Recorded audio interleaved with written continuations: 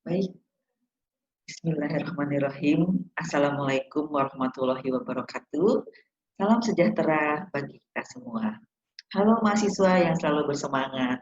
Selamat berjumpa kembali dengan saya, Niknik M. Kuntarto, dalam mata kuliah penulisan karya ilmiah. Bagaimana skor Anda pada tes UKBI kemarin? Anda sudah melakukan tes UKBI pertama, kedua, ketiga, keempat, sampai kelima. Bagaimana skornya? Semoga hasilnya baik dan sesuai harapan ya.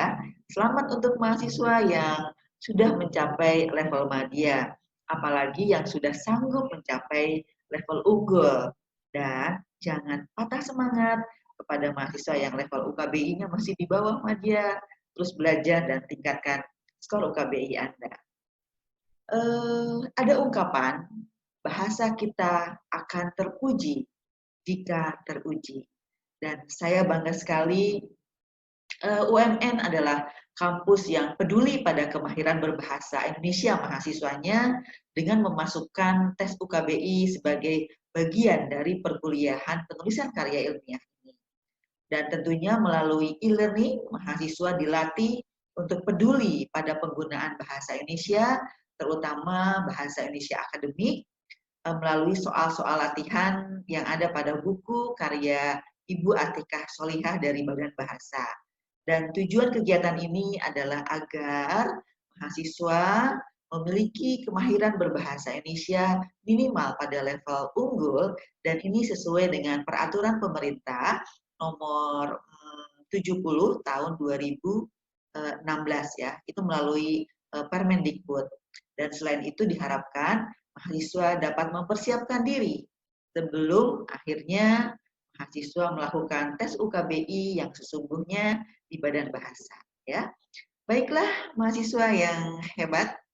Berikut ini kita akan menganalisis kesalahan bahasa pada ragam ilmiah skripsi mahasiswa, dan perlu kami sampaikan bahwa penayangan naskah skripsi ini sudah melalui perizinan mahasiswa itu sendiri dan juga tentunya kampus UMN ya.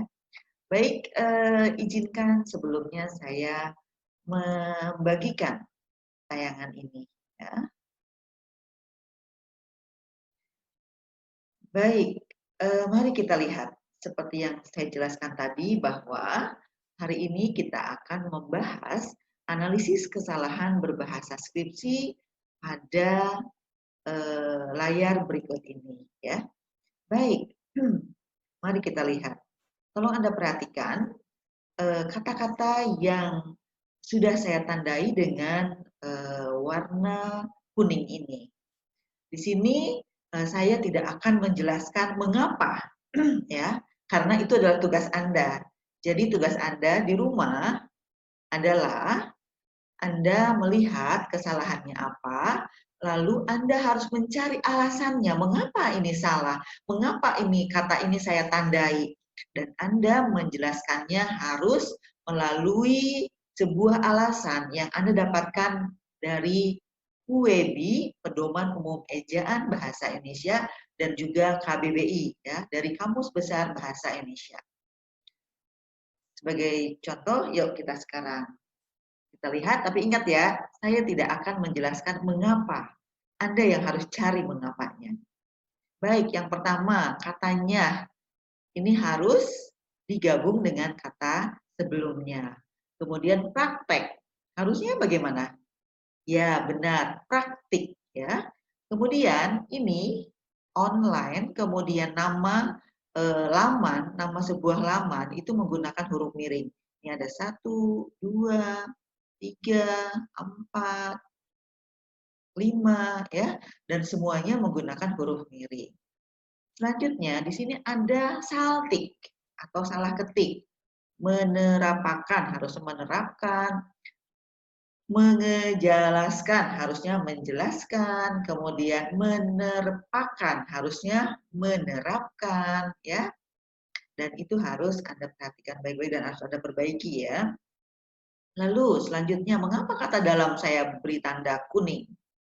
Tidak boleh ada subjek pada, mohon maaf, tidak boleh ada kata depan atau preposisi pada tanda titik. Di sini juga masih ada yang salah ya, praktek harusnya praktik, kemudian media online-nya harusnya menggunakan huruf mirip. Nah, di sini sama, tujuan penelitian juga sama. Satu kurung tutup tanpa titik, satu kurung tutup tanpa titik. Nah, kemudian di sini ada adalah. Anda masih menggunakan titik dua. Harusnya titik dua itu sama artinya dengan adalah, ialah, yakni, yaitu. Jadi kalau sudah menggunakan adalah atau yaitu, tidak usah menggunakan titik dua. Kalau Anda ingin mengawalinya dengan huruf kapital di sini, harusnya adalah sebagai berikut titik. Baru di sini U-nya huruf kapital, M-nya huruf kapital ya. Seperti itu. Baik. Ini juga sama. Lihat nih. Penyakit mahasiswa diselesaikan. Harusnya penulisannya digabung ya. Baik, nah ini sengaja tidak saya berikan, tidak saya tandai warna kuning atau warna biru. Silakan Anda cari sendiri. Yang mana yang harus diperbaiki bahasanya. Baik, nih tolak ukur. Di dalam kamus bahasa Indonesia tidak ada kata tolak ukur, adanya tolak angin. Harusnya tolok ukur. Jadi menggunakan O ya. Lalu digunakan harusnya digabung, diberikan, digabung, perjalanannya digabung, kemudian di mana-mana, di mana dipisah, kemudian dibuat, digabung, disunting, digabung. Aduh, dan ini adalah penyakit Didi banget. Harus segera diobati. Baik, selanjutnya. Lihat, ditelusuri. Harusnya digabung, dirangkai penulisannya, dibahas. Aduh, saya sesek rasanya. Dijabarkan, harusnya disambung. Begitu juga ini diinterpretasikan, juga digabung. Kemudian mengkaitkan. Lihat ini kata apa? Kata kait ini diawali huruf K, berarti harusnya mengaitkan. Lalu ada kata praktik. Nah, ini dia. Mengapa Anda tahu praktik di sini benar padahal sebelum-sebelumnya praktek? Itulah mahasiswa. Kadang-kadang kurang ajak ya. Baik, mahasiswa yang pasti semakin super kan setelah bertemu dengan saya. Harusnya begitu. Di sini saya sudah memberikan contoh-contoh bahasa yang harus Anda perbaiki dan mudah-mudahan tidak diulangi lagi ya.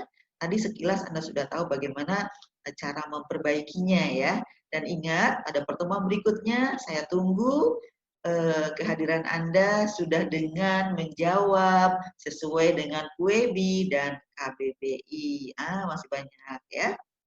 Baik, ini sebagai PR di rumah dan nanti Anda akan bertemu saya di pertemuan berikutnya.